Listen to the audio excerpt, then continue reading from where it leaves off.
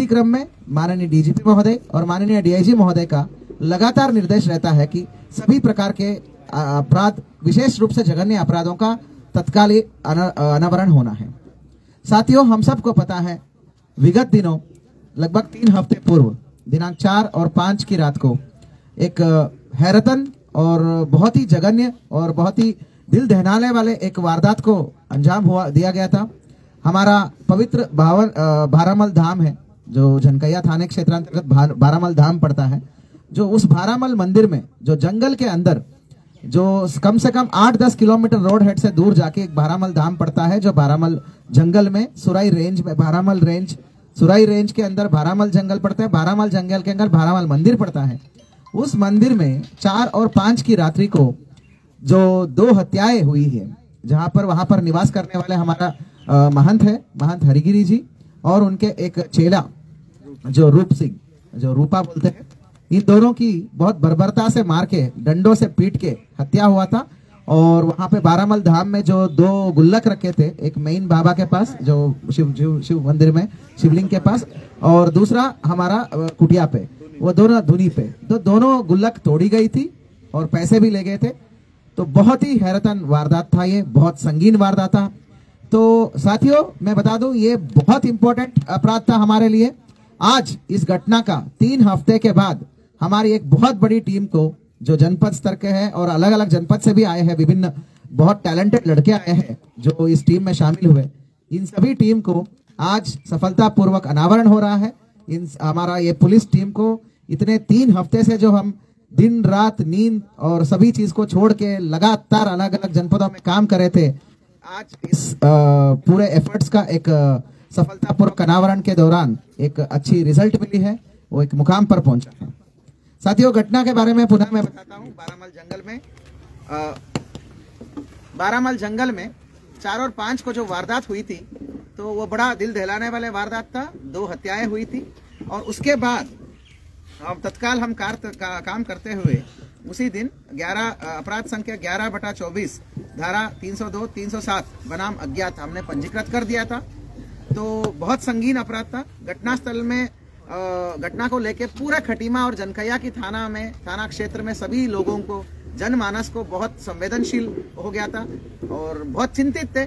यहाँ का पब्लिक, यहाँ का सभी स्थानीय जनता, संत समाज और पुलिस भी, हम लोग भी बहुत ज्यादा चिंतित थे कि इतनी घनी जंगल में जाके किसने वारदात कर सकता है, और ऐसी धार्मिक स्थल में वारदात करना मेरे लिए चैलेंज का मामला बन गया था। तत्काल हमने टीमों का गठन किया था। उसमें हमारा एएसपी साहब है जो नया आया है, निहारिका, उसके अलावा मनोज कत्याल हमारा एसपी सिटी डायरेक्टली लीड ले रहे थे, चंद्रशेखर घोड़के और मैं खुद, हम चारों लोग खुद ही 3-4 दिन यही कैंप करें। उसके अलावा हमारा जनपद का सबसे होनहार सारे एसओ एसएचओ जो भी यहाँ पर रह चुके हैं, जो यहाँ पे सेवा दे चुके हैं, जो यहाँ के क्षेत्र को जानते हैं, चाहे वो दिनेश फर्त्याल हो, चाहे नरेश चौहान, हमारा प्रवीण कोश्यारी, देवेंद्र गौरव, पुलबट्टा एसओ, कमलेश भट्ट, एवरीबडी जो मेरे लिए बहुत मैक्सिमम से मैक्सिमम मैं स्पेयर कर सकता था, सभी लोगों को लेकर हमने एक टीम बनाया था। एसओजी की भारत से लेके हमारा भुप्पी हो गया, मनोज धोनी हो गया, सभी लोग, everybody we were closed. And उसके अलावा हमारे टीम के मतलब इनपुट के आधार पर हमने काफ़ी नैनीताल और टनकपुर से, मतलब चंपावत जिले से कुछ इंपॉर्टेंट लोगों को जो क्षेत्र की जानकारी रखते हैं, सर्वेलेंस का काम रखते हैं, जिसमें हमारा राजवीर, अनिल नैनीताल जनपद से, और त्रिलोक है, हमारा नासिर है, इन सभी लोगों को भी हमने क्लोज किया था। साथियों, मैं बताना चाहूँगा, इतने बड़ा एसआईटी बनाने के बाद माननीय डीआईजी महोदय का हमेशा सपोर्ट रहा था कि जो भी हम कर्मचारी बोलते थे उन सबको तत्काल देते थे। टीमों के गठन करने के बाद हम अलग अलग लाइन पे काम करते रहे। नशेड़ी का कुछ काम हो सकता है करके नशेड़ी वाले लाइन पे काम करते रहे। ये चैलेंजिंग इसलिए था, मैं आपको बता दूं, घनी जंगल है, रोड हेड से 8 किलोमीटर अंदर जाके जंगल आता है। आप सभी लोगों को पता है कि वो जगह कैसा है करके। रोड से जाने में भी हमको डर लगता है। शेरों की वो बहुत ज्यादा तांडव है वहां पे, बाघ जो बोलते हैं, टाइगर की तांडव है। विगत साल से लेके अब तक कम से कम 5-6 लोगों को वहां के टाइगर ने खा चुका है। शाम के बाद कोई वाहन में भी जाने को डरते हैं, और 8 किलोमीटर पैदल जाने के बाद अंदर घनी जंगल में है, वहां सीसीटीवी नहीं है, वहां बिजली का कनेक्शन नहीं है, वहां पानी नहीं है, वहां लाइट नहीं है। ऐसी जगहों पर हमको कोई प्रकार की टेक्निकल लीड नहीं मिल रहा था। कहने को कुछ पुराने ज़माने में सीसीटीवी कैमरास लगे थे, जो मेमोरी कार्ड वाले कैमरा है वो फंक्शनल नहीं थे, वो क्रियाशील नहीं थे। तो ऐसी परिस्थितियों में बिना कोई तकनीकी साक्ष्य और बिना कोई सबूत, क्योंकि जो थे 2 मर गए और जो नन्हे था वो कहीं ना कहीं वो घटना के बारे में बहुत ज़्यादा डिटेल्स जो है दे नहीं पा रहा था, क्योंकि वो बहुत तनाव में था, अत्यधिक तनाव में था। तो वो जो है वो खुद ही चोटिल भी था। और जो चौथा आदमी था जग्गा, जिसको जग्गा पागल बोलते हैं, वो तो घटनास्थल से निकला ही नहीं। मतलब जहाँ वो सो रहा था वो पिरूल के पास गौशाला में, वहाँ से निकला ही नहीं, उसने कुछ भी नहीं देखा। तो एक्सट्रीमली चैलेंजिंग केस था मेरे लिए, मेरे पुलिस इतिहास में, पुलिस की करियर में, हम सभी के पुलिस की करियर में इतनी ब्लाइंड केस हमने कभी देखा नहीं। तो हमने अलग अलग एंगल बना के काम किया। पुराने जो नशे का आदी रह चुके हैं, नशाखोर जो बोलते हैं, नशे के लिए जो लोगों को मार सकते हैं, तो नशे का तस्कर होते हैं, उस एंगल को एक पकड़ा।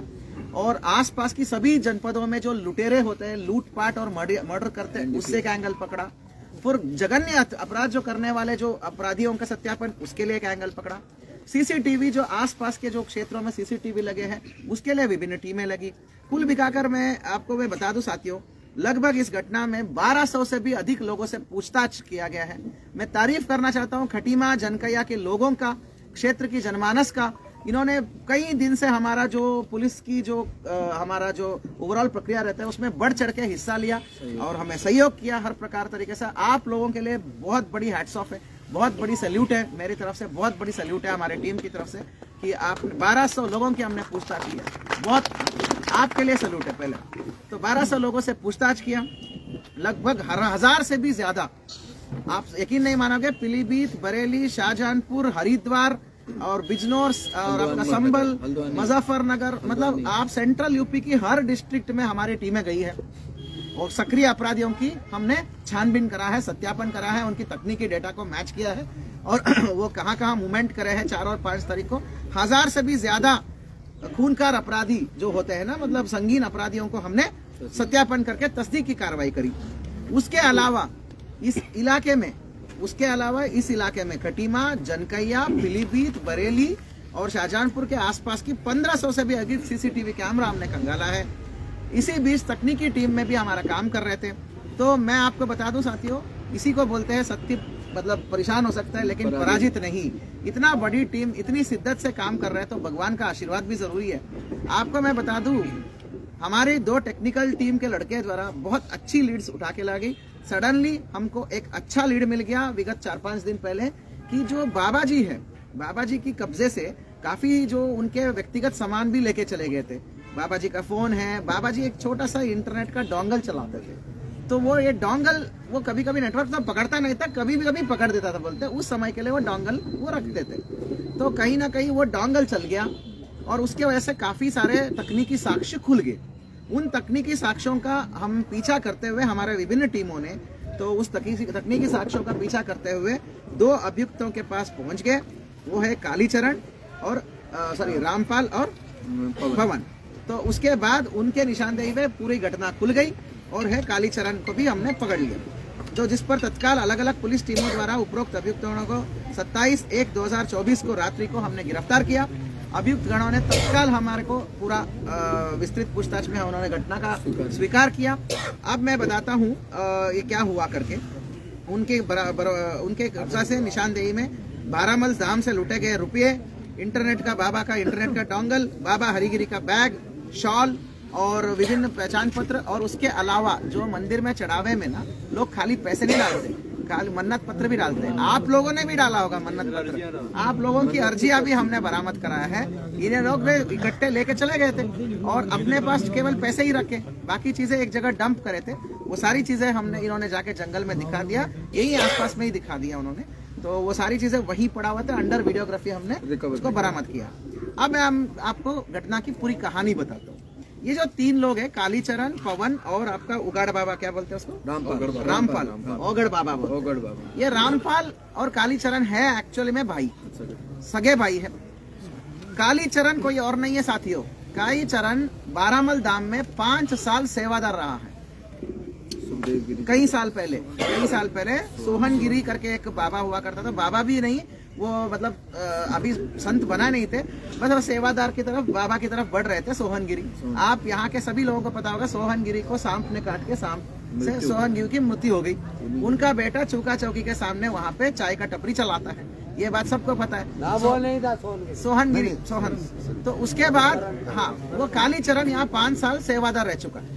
तो कालीचरण 5 साल सेवादार रह के वो अपना चला गया। वो अपना काम वैसे नॉर्मल काम करता है, कहने को तो दिहाड़ी मजदूरी का काम करता है, पीलीभीत में भी, कटिमा में भी। उसके अलावा कालीचरण का एक सगा भाई है रामपाल, जिसको ओगड़ बाबा बोलते हैं, शमशान घाट में बैठता है वो पीलीभीत जिला में। मतलब वैसे संत नहीं है, बाबा नहीं है, बट वो शमशान में बैठ के थोड़ा सा मतलब आने वाले जाने वाले के साथ पैसा लेना, ये सब काम करता रहता है, पूजा पर छोटा मोटा पूजा पाठ के काम करता रहता है। उसको हमेशा 12 मल के बारे में पता था।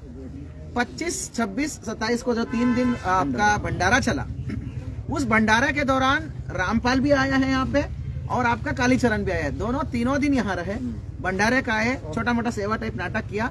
उस दौरान उस समय ये इनके कहने पर, ये जो है अभियुक्त बोल रहे हैं ना, कि इन्होंने ये कहा है कि दारू पिया उस दिन रात को, तीसरे दिन बाबा ने उनको हड़का के भगा दिया कि भाई यहाँ पे ये सब नहीं चल सकता मंदिर में, भंडारे वाले दिन में ये नहीं करोगे करके। उसके बाद इनको लग गई खुन्नस, और उस तीनों दिन जो हजारों लोग आए थे, उस दौरान हजारों रुपए वहां पे पड़े रहते, वहां पे खुले में थाली में दिखते रहते, इनको नियत हो गई खराब। तो नियत भी खराब हो गई, बाबा ने डांट डपट के भगा दिया। तो इनको लगा कि भाई अब इसको लूटना भी है और बाबा को पीटना भी है, ये इन्होंने बना लिया इरादा। फिर इन दोनों ने मिलके तीसरा अभियुक्त जो है पवन जो है, पवन हार्डकोर अभियुक्त है। उसके ऊपर कितने मुकदमे हैं? 5 मुकदमे। सोनगढ़ी थाना पीलीभीत का ये गैंगस्टर भी है, हिस्ट्री शीटर भी है, उसको लिया साथ में। और अब कहानी क्या होता है, 4 तारीख को ये आते हैं 17 मील चौकी को, 17 मील क्षेत्र में पीलीभीत से, अपने जगह से, जो ओगड़ बाबा जहाँ से शमशान घाट में बैठता है, सब दारू दूरू सब इकट्ठा करे उन्होंने, सब बढ़िया तरीके से 17 मील में टेम्पो से आते हैं। टेम्पो से आके वहां से कटिमा से ई रिक्शा में आते हैं, फिर कटिमा से पुनः एक ई रिक्शा पकड़ के यहाँ पे ये सूखा पुल के पास राइट साइड में यहाँ से जाएंगे तो वहाँ एक शमशान घाट पड़ता है। शाम तक शमशान घाट में पहुंच गए, वहाँ बढ़िया से इन्होंने मतलब नशा वशा करा, खाया पिया, सब कुछ करा। रात होते ही, अंधेरा होने के बाद पैदल चलना शुरू किए। पैदल जाके फिर गेट के पास पहुंच गए, गेट पे इंतजार किया, वहां पे आग सेका उन्होंने। वो सारी घटना तस्दीक हो चुका है, कहाँ आग सेका, कहाँ सब कुछ। उसके बाद जो है वो सीधे एंट्री मारे। उनके हिसाब से 11:30 और 12 के बीच का घटना है। टाइमिंग इन्होंने भी देखा नहीं, लगभग 12 बजे के आसपास इन्होंने एंट्री मारा और अपने पास थैली में एक धराती और डंडा लेके आए, धराती लेके आए थे और टॉर्च वॉर्च सब लेके आए थे। धराती से उन्होंने आसपास की बिल्कुल क्षेत्र के बाहर ही उन्होंने एक पेड़ से डंडे काटा और डंडे बनाए, अंदर गए और बाबा सो रहे थे, बाबा पे सीधे अटैक मार दिया। जैसे ही सीधे अटैक मार दिया, बाबा ने थोड़ा प्रोटेस्ट पे किया तो और मारा इन्होंने। तो उसी दौरान नन्हे आ गया तो इनके हिसाब से तो नन्हे आ गया। तो नन्हे कोई हथियार नहीं लाया था, नन्हे बस देखने के लिए आया। नन्हे को 2-3 चोट मारा तो नन्हे वहीं लेट गया, लेट के तुरंत बेहोश हो गया, तो उसको छोड़ दिया। फिर रूपा आया, रूपा ने डंडे लेके आया, रूपा ने डंडे से इनको मारने की और प्रोसेस करने की बहुत कोशिश करा। तब इन्होंने बहुत सारा बर्बरता से और दुष्ट तरीके से, बेसिकली बहुत ब्रूटल तरीके से रूपा को नीचे गिरा के सर पे डंडे ही डंडे बहुत मारे। इसलिए आप देख पा रहे हो रूपा की चोट बहुत ज्यादा है और हाथों हाथ उसको बहुत चोट है, वही के वही मतलब मार दिया लगभग। उसके बाद ये गए और वहां पे थोड़ी तलाशी ली, वो जो वहां पे गौशाला के बगल में है, जो वो बना हुआ एक स्ट्रक्चर है। त्रिशूल से इन्होंने मारा है, त्रिशूल है ना जो बाबा जी के बगल में, वो मतलब बारामल बाबा के ऊपर जो त्रिशूल लगा था, उस त्रिशूल को उखाड़ के उस त्रिशूल से इन्होंने दान पात्र खोला है। ये बात इसीलिए त्रिशूल उस दिन उखाड़ के साइड में गिरा था, दूसरी जगह मिला था। त्रिशूल से दान पात्र खोला और जो भी पैसा मिला सब तुरंत बाबा जी के पास एक वो पीला का एक गमछा टाइप था बहुत बड़ा सा, उस गमछे में दोनों तरफ, दोनों धुनी के पास जो पेटी था वो भी समाधि में जो मिला सब बटोर के उसमें डाले। बाबा का बैग वैग वो सब तलाशी लिया, बैग भी लिया, डोंगल भी लिया, जो मिल सकता है वो सब लिया और लेके गए। और यहाँ पैदल आए, यहाँ पर थोड़ा सा अंदर जाके वहाँ पे जो सामान हो सकता है फेंका और बंटवारा करके चले गए। और साथियों मैं ये भी बता दूं, और इसके बाद जो है पूछताछ करने पर ये सारी इन्होंने एक्सेप्ट किया है। और फिर घटनास्थल का रिकंस्ट्रक्शन किया हमारा आईओ ने, कैसे कैसे कहाँ क्या क्या घटना किया, हर चीज वीडियोग्राफी में रिकंस्ट्रक्शन करवाए। और जहां इन्होंने जो फेंका था उस जगह से बिल्कुल उसी जगह पे खोजबीन करके वो कपड़ा और क्या बोलते हैं इनकी कंबाइंड रिकवरी में बाबा जी का कपड़ा, बाबा जी का बैग, डोंगल, जो मेन डोंगल जिसके वजह से ये मुकदमा खुला, वो हमारा मतलब भगवान का आशीर्वाद है। वो डोंगल ओपन हुआ, वो डोंगल मिला है वहाँ पे। और बाकी सारे सामान जो पैसा नहीं थे, जैसे लोगों की अर्जी, मन्नत पत्र, वो सब वहीं सड़ा हुआ फेंका था, वो सब हमने बरामद कराया है इनके निशानदेही पे। और इनके ही पास से जो है पैसे भी बरामद हुए हैं। रामपाल से 4,800, पवन की कब्जे से 3,700 और एक मोबाइल फोन जिसके वजह से ये ट्रैक हुआ है। कालीचरण के कब्जे से एक मोबाइल फोन जो ये लेके आया था घटनास्थल को, वो पूरा ट्रैक हुआ। जो भी इन्होंने कहानी बताया है, हर कहानी, ये जो इनका पूरा क्राइम का हर चीज का सीसीटीवी में हमने एविडेंस कलेक्ट करने का प्रक्रिया शुरू कर दिया है। काफी सीसीटीवी का एविडेंस हमने कलेक्ट कर लिया। घटना होने के बाद ये फिर 6 बजे तक यहीं सुका पुल के पास ही खड़े रहे। दिन निकलने के बाद जो ई रिक्शा आई, जब इधर उधर के ई रिक्शा चलते, वहां से गए वो खटीमा रेलवे स्टेशन, वहां से पीलीभीत का ट्रेन पकड़ के वापस गया। ये सारी चीजें सीसीटीवी में कैप्चर हुआ है। बहुत अच्छी एक प्रोफेशनल पुलिसिंग जो बोलते हैं, हमारा डीजीपी साहब हमेशा यही बोलते हैं हमें, श्री अभिनव कुमार सर, कि घटना लेट से भी खुले पर प्रोफेशनल तरीके से खुलना चाहिए और सब कुछ प्रोफेशनल तरीके से काम करना चाहिए। तो इसी प्रकार का प्रोफेशनल पुलिसिंग का दुरुस्त नमूना ये पुलिस टीम दिखाई है। पूरी टीम को मेरे तरफ से बहुत बहुत धन्यवाद और शुभकामनाएं। मैं बड़ा ही गर्व महसूस करता हूं, इस टीम का हम नेतृत्व करने का मौका मिला है। ऐसी अच्छा टीम है, कभी भी मतलब सही राह पे टल के हमेशा सही काम करते हैं। और विशेष रूप से जो टेक्निकल में काम करने वाले जो लड़के हैं, जिन्होंने हमको ये सारी चीज़ें हमें उपलब्ध कराया, आप सभी को बहुत बहुत धन्यवाद। इस बड़ी टीम को तो बहुत अच्छी वर्कआउट हुआ है। जो हमारा टीम है सब बता तो दिया हमने, मनोज कत्याल है, अभय है, कई दिनों से अभय जो है एसपी काशीपुर होने के बावजूद यहीं पे कैंप करके काम कर रहे हैं। निहारिका दानू जो हमारा प्रकाश सिंह दानू है, प्रभारी निरीक्षक कटीमा, परवीन कोश्यारी SHO ITI, नरेश चौहान हमारा SHO बाजपुर, दिनेश फरत्याल SHO कुंडा, भूपेंद्र ब्रिजवाल जिन्होंने ट्राइब्स पे बहुत काम किया, आज कुछ कारणवशात यहाँ नहीं आ पाए दोनों, और अशोक कुमार है SSI कटीमा, रविंदर बिष्ट थानाध्यक्ष जनकैया जिसने दिन रात मेहनत किया और आज यहाँ का IO है, देवेंद्र गौरव SO नानक मत्ता, कमलेश भट्ट पुलबट्टा जो लिफ्टिंग में बहुत अच्छी काम किया उनकी टीम द्वारा, प्रदीप शर्मा, संदीप पिलकवाल, ललित बिष्ट, पंकज मेहर, विपुल जोशी, महेश कांडपाल, कीर्ति भट्ट, मनोज देव, संजय सिंह, विजेंद्र कुमार, प्रियांशु जोशी, हमारा नीरज सामंत है। हेड कांस्टेबल्स में शुरू करें तो तारादत्त कापड़ी है, तपेंद्र जोशी, राजेंद्र जोशी, ताजुद्दीन, चंदन सिंह, निशा बिष्ट और हमारा मोहम्मद इरफान, नवीन टमटा, नीरज शुक्ला, खेतवाल, फिरोज खान। हमारा टेक्निकल टीम में बात करें तो भारत है, मनोज धोनी है, Bhuvan Pandey, constable Bhuppi as usual बहुत अच्छा लीड निकाल के इन्होंने दिया है नंबर्स को, जिसके वजह से खुला है। और एक मुख्य व्यक्ति है यहाँ पे कांस्टेबल अनिल है जो नैनीताल से आए हैं, अनिल गिरी, तो उसने एक बहुत अच्छा लीड निकाल के दिया जिससे ये डोंगल का खुलने का हमें ये एविडेंस मिला। और उसके आधार पर हमारा भुप्पी ने नंबर्स निकाल के दिया। इन दोनों की मैं सिंगल आउट कर रहा हूँ, टेक्निकल में इन दोनों की बहुत अच्छी काम थी। बिनवाल, पंकज बिनवाल कैमरेस की तो मास्टर है वो। कुलदीप है हमारा टेक्निकल और मैनुअल का मास्टर है। मोहन बोरा, वीरेंद्र, कुलदीप कुमार, नीरज बोज, ललित कुमार, राजेंद्र कश्यप और हमारा कांस्टेबल भानु प्रताप ओली नैनीताल से आए हैं। ANTF में हमारा मुख्य रूप से राजेश पांडे और संतोष रावत हर एक लीड में परस्यू करे, लिफ्टिंग में रहे। ये चंपावत की टीम में कांस्टेबल नासिर ने बहुत मेहनत किया। मैं एक एक व्यक्ति को यहाँ पे धन्यवाद और सैल्यूट मारना चाहता हूँ। मैं बहुत अच्छी आपने मेहनत करा, 3 हफ्ते का आपकी मेहनत आज एक रंग लाया है। आपको मेरी तरफ से बहुत बहुत धन्यवाद और शुभकामनाएं। मैं यहाँ पर घोषणा करना चाहता हूँ, मेरी तरफ से जो सर्वोच्च अमाउंट होता है 2500 रुपए का कैश रिवार्ड टीम को मैंने घोषणा करता हूँ इक्वल अमाउंट में बांटने के लिए। और उसके अलावा DIG महोदय ने 5000 रुपए का कैश रिवार्ड नगद पुरस्कार का तत्काल घोषणा कर दिया है।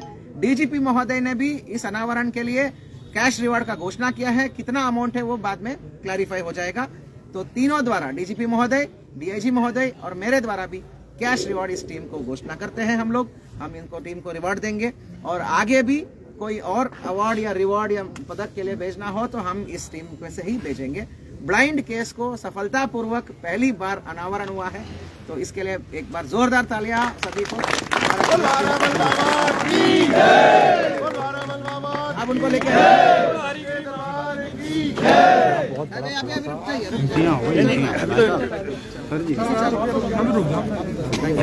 आपने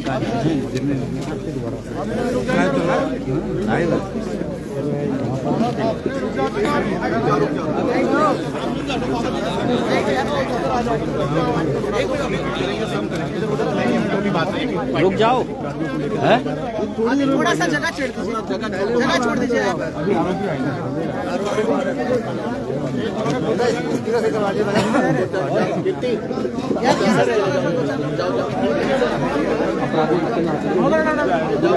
सर इसे पीछे खड़े कर, यहाँ हेलो थोड़ा सा भाई लोगों बीच में यार यहाँ से थोड़ा सा जगह बनाइए, दाम की साइड हो जाइए प्लीज।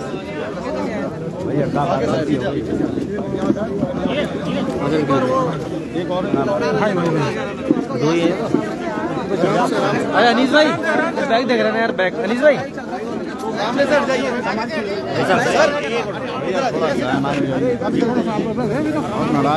जगह तो दे दो सर, क्या करके जगह दीजिए।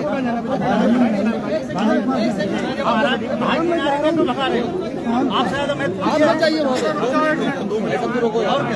आप रुक जाइए सर, वहाँ पे प्लीज वो कंधा देखना चाहिए, अभी लाइव चल रहा है।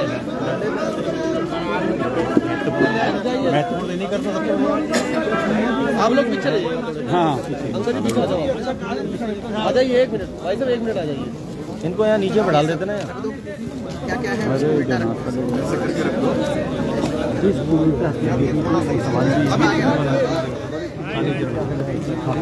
साइड ही रहना, पीछे रहना और उसके बाद खूब करना आप लोग। अरे दो अभी थोड़े इधर हट जाना जरा प्लीज, हट जाना यार, बना भी तो ये चाहिए वो चाहिए। एक मोबाइल भी बरामद हुआ है। ठीक है, बहुत बड़ा खुलासा और 3 लोग शिनाख्त की कार्रवाई में होगा।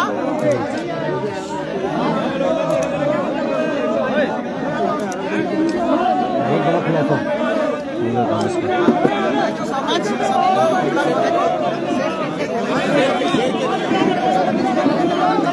काफी संख्या में आज मीडिया अंदर गए भैया, अंदर गए